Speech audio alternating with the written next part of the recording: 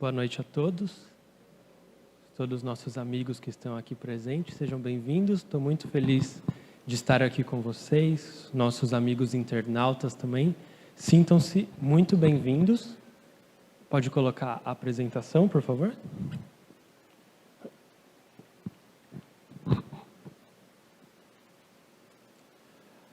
Eu queria começar falando um pouco sobre linguagem, e eu trouxe uma coisa que eu conheço um pouco, para ilustrar para vocês como isso funciona. Isso é um equipamento de ressonância magnética que ele foi feito um design especial para as crianças, porque como é um exame muito desconfortável, você tenta criar um ambiente mais legal, mais amigável para as crianças. Eu achei muito bacana. E quando você vai fazer o exame, seja criança ou adulto, quem já fez sabe que você tem que ficar parado. Você não pode se mexer durante o exame. Então, o operador chega e ele fala, olha, não se mexe até o final. Só se mexe, fica parado. Só que se você fosse explicar isso para uma pessoa, para um físico, por exemplo, você ia falar para ele, olha, durante a sequência de aquisição de imagem, qualquer movimento pode causar um artefato na imagem que vai prejudicar o diagnóstico de algum detalhe que pode ser significativo para o diagnóstico de alguma patologia. Você não vai chegar e falar isso para o paciente, porque ele vai se assustar e não vai entender nada. Você fala, não se mexe. E eu queria fazer uma brincadeirinha, não uma brincadeirinha, uma ilustração, e eu precisava de 2 voluntários. Uma criança, que eu já conversei com a Alessandra, ela vai me ajudar, e eu queria um adulto bem inteligente para me ajudar.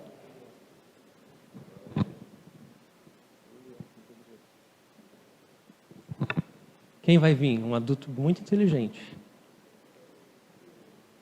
E que gosta de chocolate, de preferência. Vamos, gente, a gente tem que terminar hoje esse culto ainda. O Richard vai vir. O Richard é uma pessoa bem inteligente. Eu vou dar uma coisa para vocês e eu vou dar uma instrução para vocês. E aí o que vocês fazem baseado na instrução é responsabilidade de vocês. Eu quero que vocês me digam se a linguagem que eu usei foi adequada, tá bom? Deixa eu passar outra imagem, porque eu coloquei uma imagem bem gostosa também. Eu não consegui trazer um churros, mas eu trouxe um brigadeiro. Segura. Não come. Você já perguntou, já? Está na lata. Oi, tudo bem? Qual que é o seu nome? Você é Alessandra, e qual é o seu nome? Isabela. Isabela, eu tenho um presente para você, tá bom? A mamãe, se quiser segurar. Mas, eu vou te falar uma coisa, Isabela, espera um pouquinho. Esse brigadeiro, ele foi produzido no lugar que não foi aprovado pela vigilância sanitária. E ele também, ele está há 8 dias na ausência de refrigeração e ele ainda caiu no chão e teve contato com diversos micro-organismos. Você entendeu o que eu falei? Entendeu, né? Então agora, o que você vai fazer com o brigadeiro é... Entenderam? Vocês acham que a linguagem que eu usei para os 2 foi adequada ou não? Não? Por quê? Porque uma pessoa inteligente como o Richard, você entendeu o que eu falei para ela? E você comeria? E você, acho que você não entendeu um pouquinho do que eu falei, né? Muito obrigado, vocês podem sentar, pode levar o brigadeiro, ele está intacto. Muito obrigado. Isso foi só um exemplo de como a linguagem ela é importante para quem nós estamos falando. Ela poderia não ter entendido nada e ter comido o brigadeiro, e se aquilo fosse verdade, ela ia se dar mal. E o Richard poderia ter ficado insatisfeito, sem entender. Ele ia falar, será que eu não posso comer nenhum brigadeiro? Será que eu não posso mais comer? Poderia surgir algumas dúvidas na cabeça dele. E baseado nisso, esse é o texto do nosso estudo de hoje. Colossenses 2, de 13 a 15. Se vocês puderem abrir as Bíblias, eu vou projetar o texto também.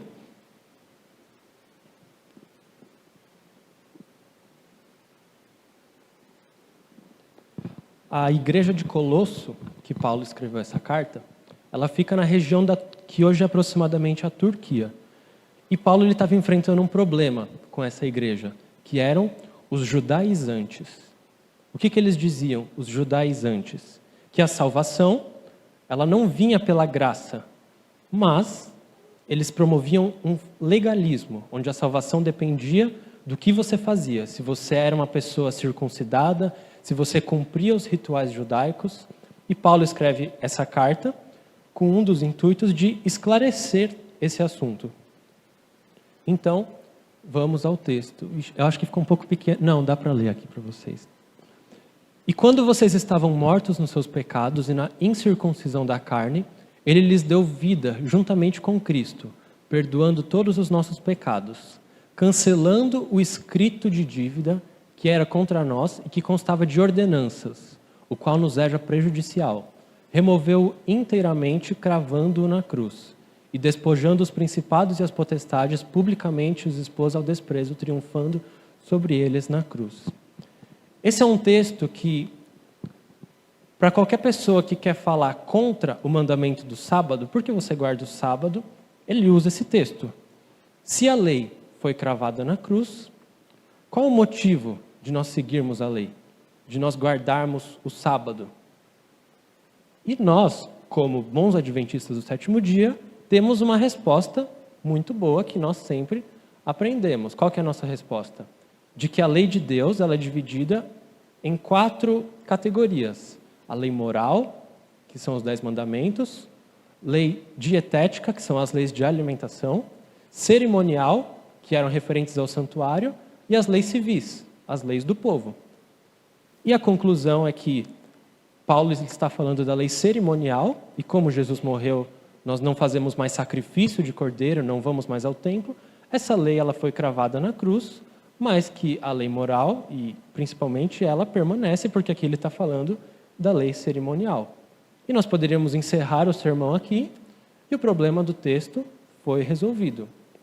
Mas esse é um pensamento, essa divisão de lei é uma divisão didática que nós, quando vamos estudar, nós observamos essa divisão e conseguimos ver que existem diferenças entre os tipos de lei. Só que na cabeça do judeu, a lei ela é uma coisa só, uma coisa única.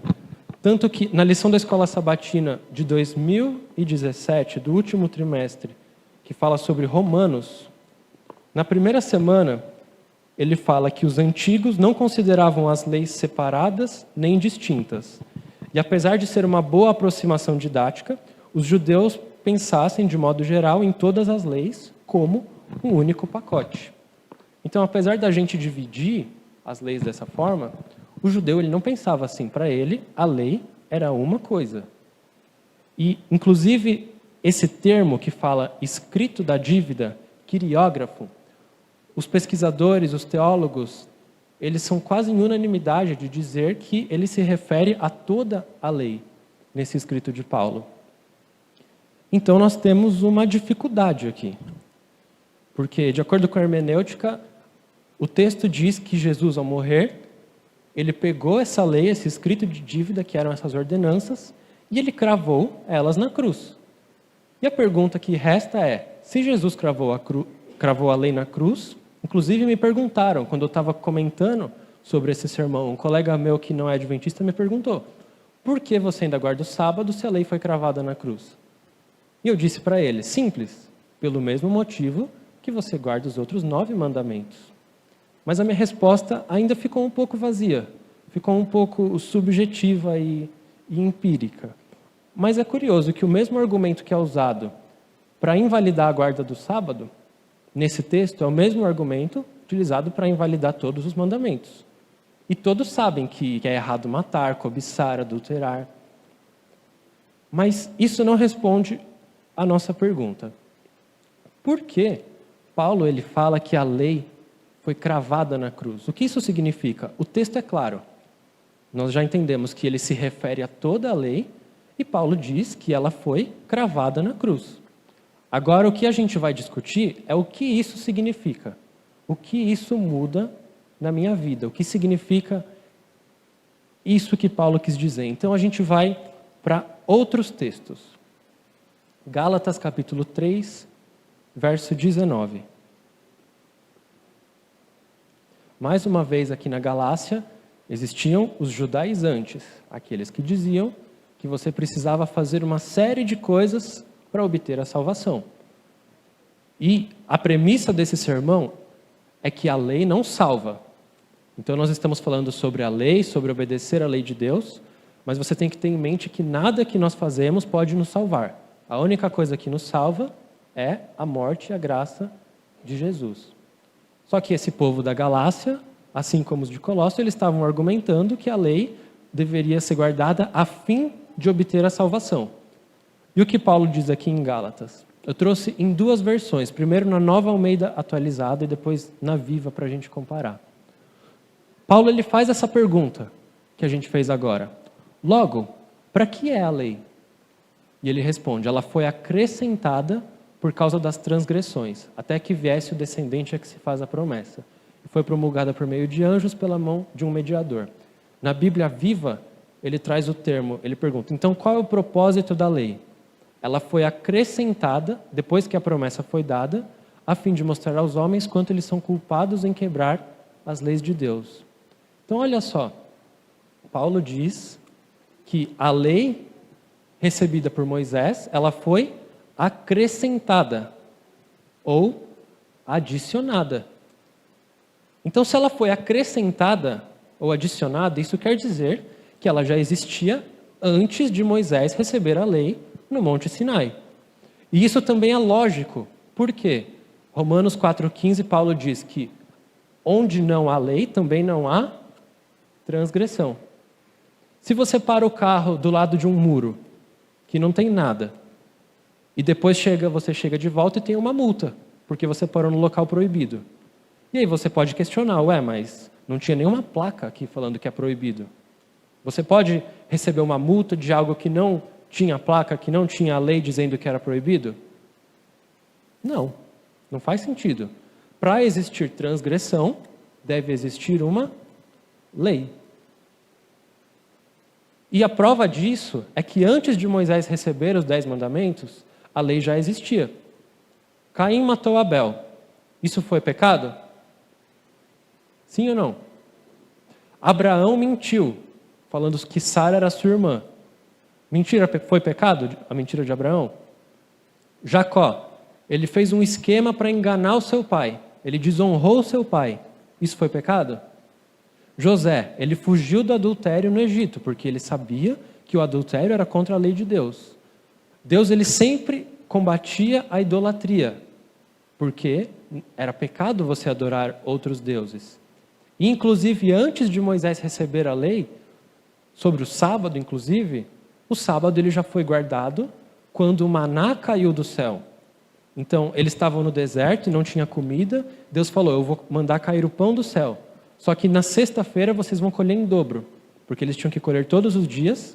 Mas na sexta, Deus falou, vocês vão colher em dobro. Porque no sábado ninguém vai sair para colher. E quem colhia só o suficiente para pegar no sábado, chegava e não tinha. Então você vê que antes de existir a lei, as pessoas já sabiam o que era o correto e o que não era o correto de se fazer. Então a lei, ela já existia antes do Sinai. Mas qual foi a necessidade dela ser acrescentada, adicionada? É como o texto diz, por causa das transgressões. O que isso significa? Vamos tomar um tempinho aqui para falar alguns conceitos importantes para a gente entender isso a partir de agora. Vamos lá, eu quero a ajuda de vocês. Deus, ele é eterno? Sim ou não? Deus é eterno. Os 10 mandamentos são a transcrição do caráter de Deus? Sim. Os 10 mandamentos são eternos? O sábado é eterno? Não. E aí entra um ponto muito interessante, que é a gente discutir qual é a diferença de eterno e imortal. Deus, ele é eterno, porque Deus não teve início. E Deus não terá fim. Deus, ele está fora do tempo. Ele criou o tempo. Quando Deus foi criar esse universo, esse mundo maravilhoso, ele criou o espaço e ele criou o tempo. Então ele é eterno, ele sempre existiu. Agora, uma coisa imortal, se você retroceder ela, você vai ver que teve um início. Então, os 10 mandamentos, eles tiveram um início, que foi quando Deus entregou as tábuas para Moisés. Portanto, os 10 mandamentos não são eternos. O sábado, ele também não é eterno, porque o sábado foi feito por causa do homem.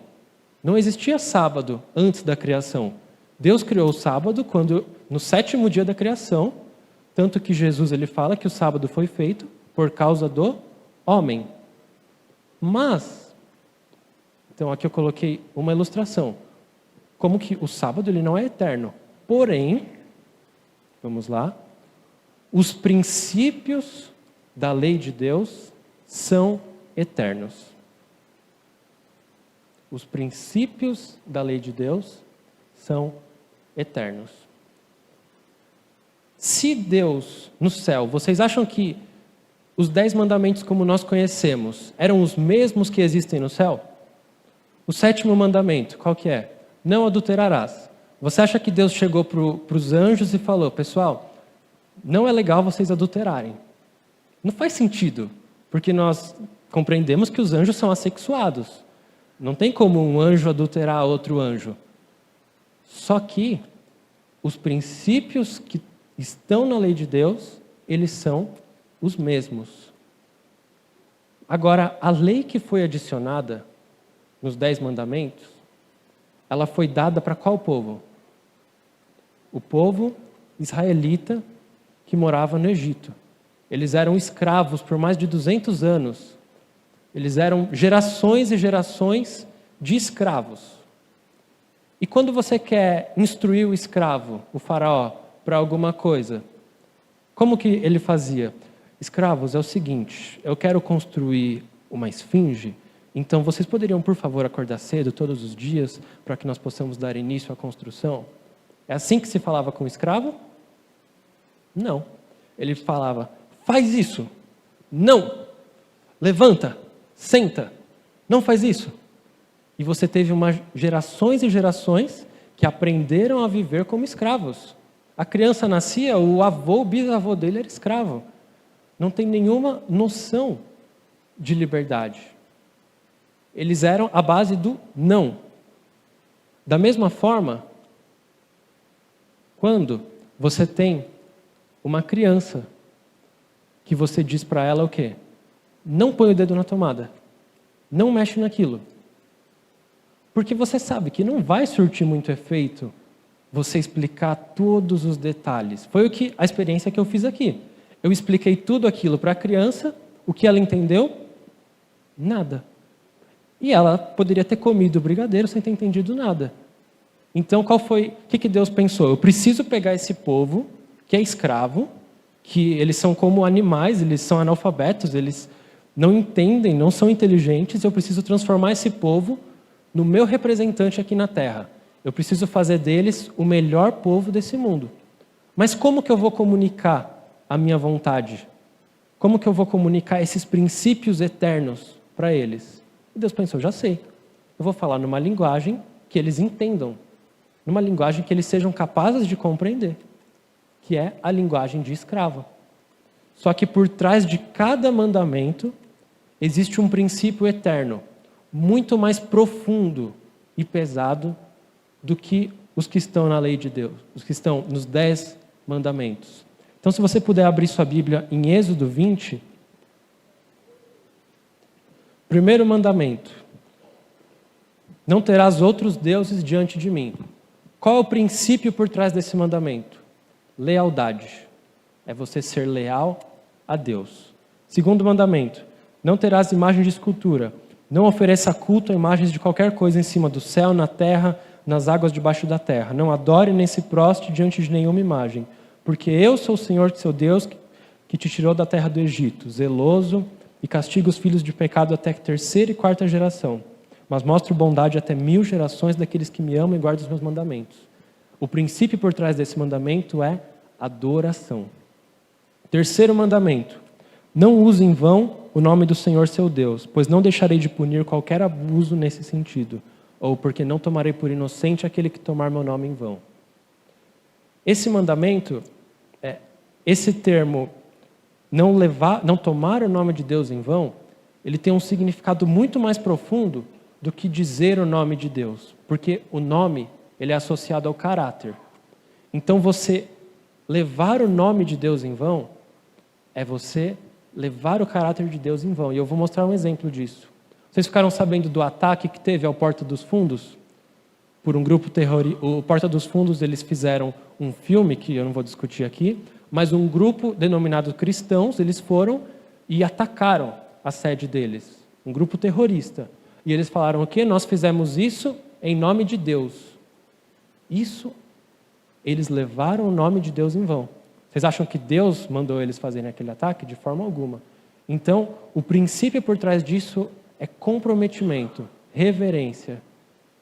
Quarto mandamento: lembra-te do dia do sábado para santificar. 6 dias trabalharás e farás toda a tua obra, mas o 7º dia é o sábado do Senhor seu Deus. Nele não farás nenhum trabalho, nem você, nem seu filho, nem sua filha, nem seu servo, nem sua serva, nem qualquer estrangeiro na sua casa. Porque em 6 dias Deus fez o céu, a terra, o mar e tudo que neles há. E no 7º ele descansou. O princípio por trás desse mandamento é dependência. Porque pode ser que o sábado seja um dos mandamentos mais difíceis de se guardar. Especialmente nos estudos e no trabalho. Porque é o dia que mais rende. É o dia que mais as pessoas estão comprando para quem trabalha com comércio. Mas ao guardar o sábado, você declara que nós somos dependentes de Deus. Que tudo que nós precisamos provém dele. Como eu disse, o sábado foi feito por causa do homem. No céu não existia ser humano, não tinha semana, não tinha sábado. Mas o princípio de dependência e de obediência a Deus era observado pelos anjos. 5º mandamento: honre seu pai e a sua mãe para que prolongue os seus dias na terra. É respeito à autoridade. 6º, não matarás. Amor à vida.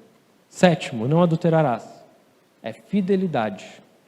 8º, não furtarás. Integridade.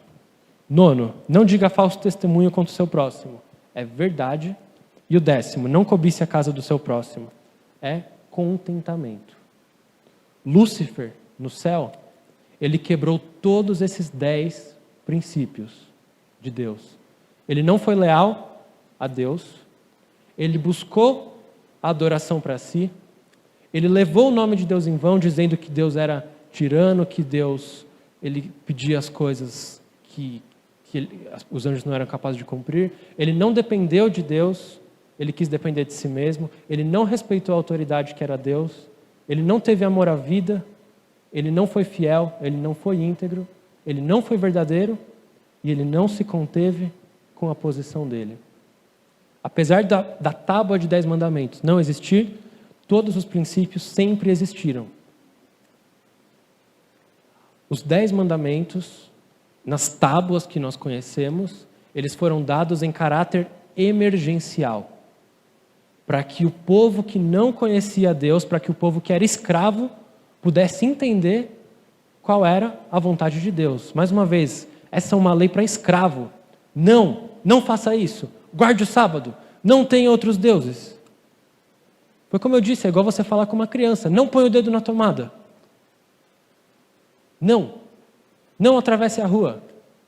Essa é a linguagem. Só que o plano de Deus não era que essa linguagem, que esse entendimento durasse para sempre. Porque se passaram 1.500 anos, desde que a lei foi dada e Jesus veio para a terra. E ele encontra com os fariseus.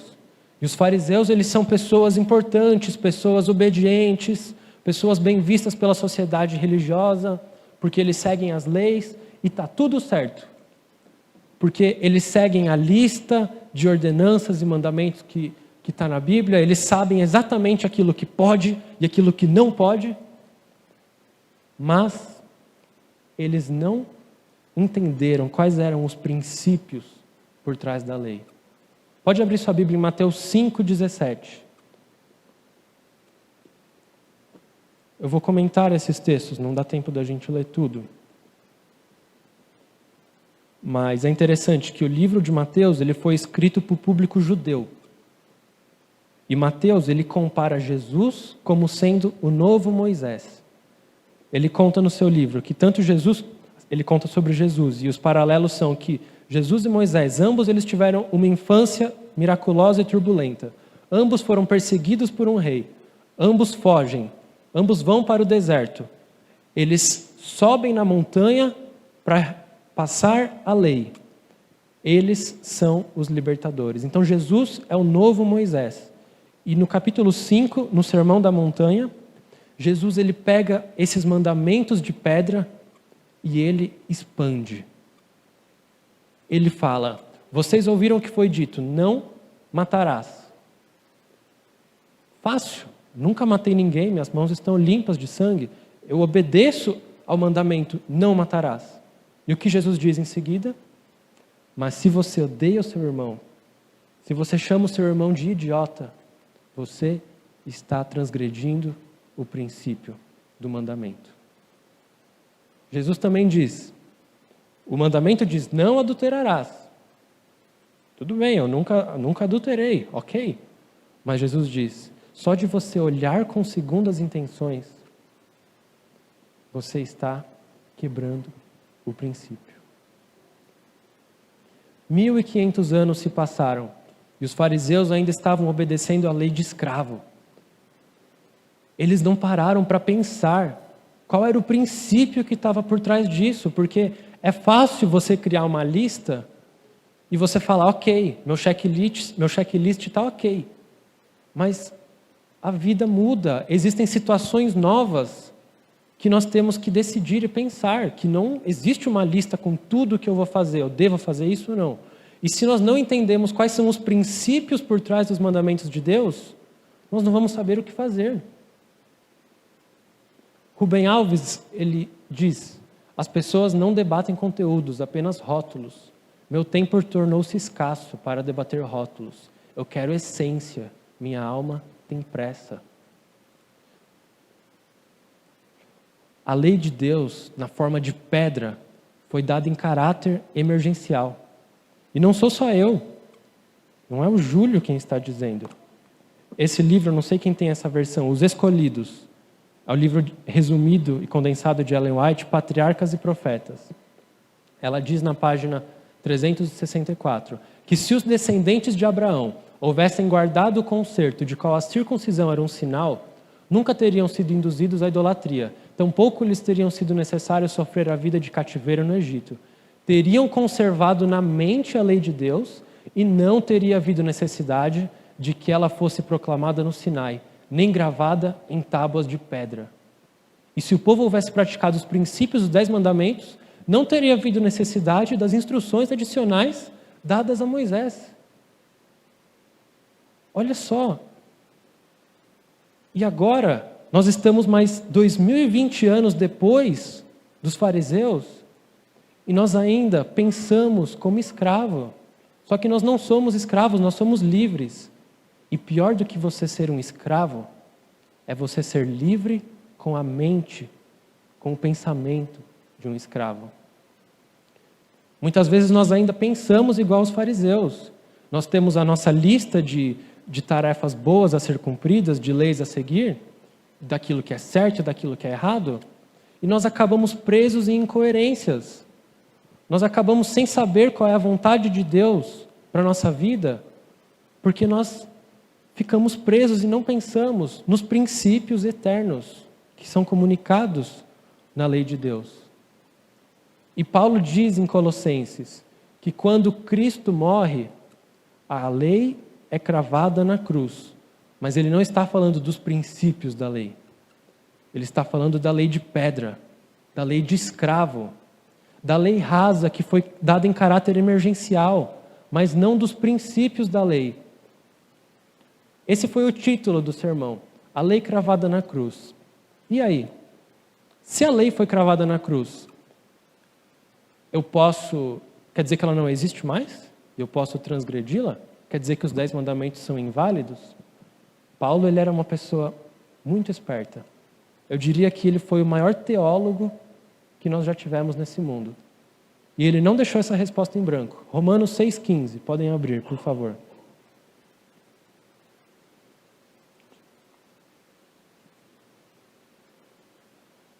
E então, em outras palavras, e aí?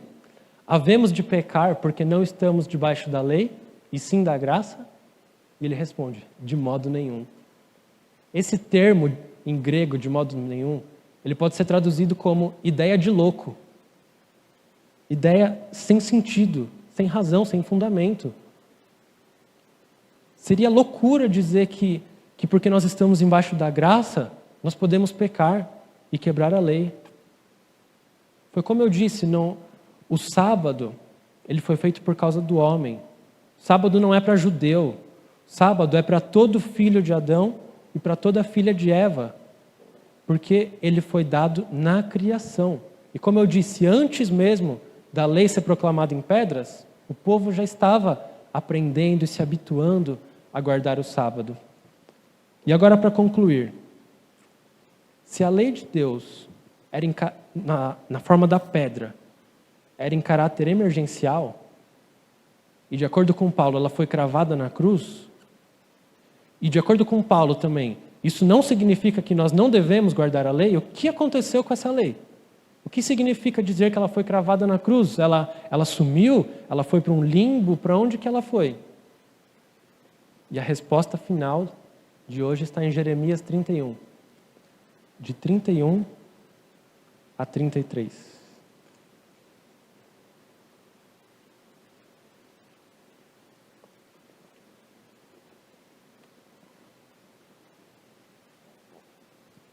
Ele diz: eis aí vem dias, diz o Senhor, em que firmarei nova aliança com a casa de Israel e com a casa de Judá. Não segundo a aliança que fiz com seus pais, no dia em que os tomei pela mão para o tirar da terra do Egito, pois eles quebraram a minha aliança, apesar de ter sido seu esposo, diz o Senhor. Porque esta é a aliança que farei com a casa de Israel, depois daqueles dias, diz o Senhor. Na mente lhes imprimirei as minhas leis, também no seu coração as escreverei. Eu serei o Deus deles e eles serão o meu povo. Amém? O que aconteceu com a lei quando Jesus veio? Nós podemos fazer um paralelo. O santuário terrestre, quando Jesus veio, ele voltou para o céu, de onde ele nunca deveria ter saído.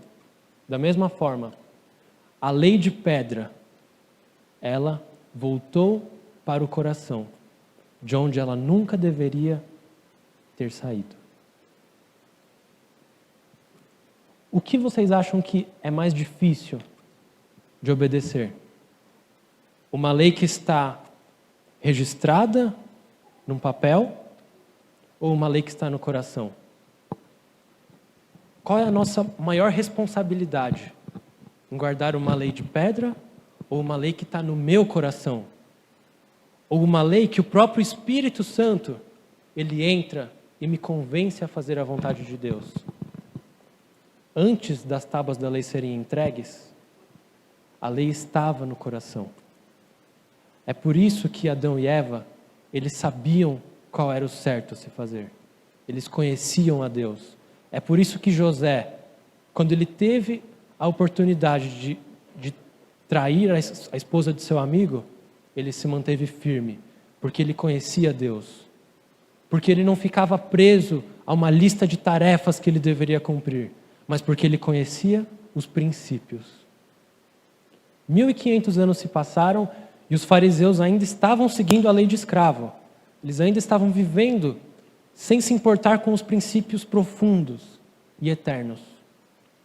E eu tenho medo de que nós hoje ainda vivamos assim. De que nós não estejamos buscando conhecer a Deus para saber qual é a sua vontade, mas simplesmente cumprindo um conjunto de leis e normas sem saber porquê, sem sentido, sem realmente ter entregado a vida para Deus. Porque guardar a lei não vai me salvar. A lei não salva ninguém.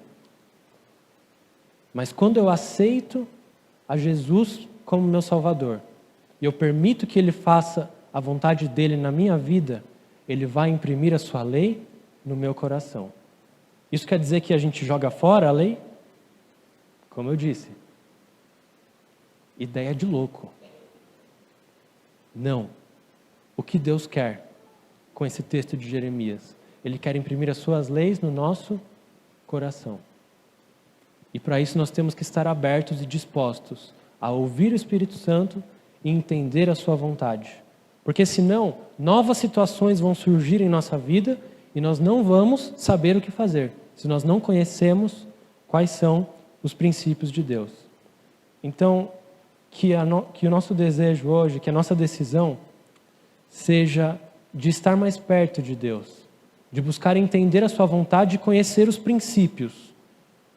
Porque Deus quer se comunicar conosco de uma linguagem inteligente. Deus, Ele quer fazer de nós o seu povo. E Ele vai usar a linguagem que for necessária para comunicar essas verdades. Deus quer colocar a lei no meu e no seu coração. E basta nós queremos aceitar isso. Lembrem-se, nunca com o objetivo de se salvar. E apesar de a lei estar no nosso coração, lembrem-se, ela é válida. O sábado, ele não é um meio de obter a salvação.